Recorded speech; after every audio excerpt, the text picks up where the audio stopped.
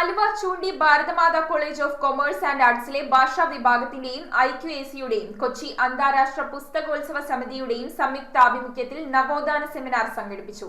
കേരളത്തിലെ നവോത്ഥാന നായകർ എന്ന വിഷയത്തിൽ സംഘടിപ്പിച്ച സെമിനാറിൽ ജസ്റ്റിസ് PS ഗോപിനാഥൻ, റിട്ടയർഡ് ജില്ലാ സെഷൻസ് ന്യായാധിപൻ സുന്ദരം ഗോവിന്ദ്, കാലടി ശ്രീശങ്കര സംസ്കൃത സർവകലാശാല മുൻ vice chancellor doctor MC Dileep Kumar എന്നിവർ വിഷയാവതരണം നടത്തി.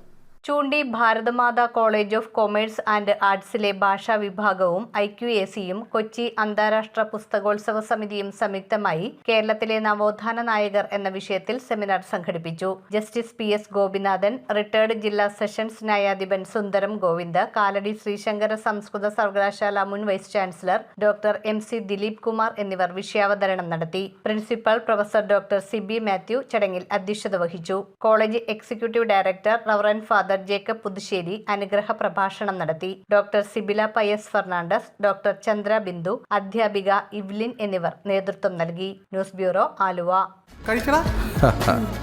ആരും വീണുപോകും.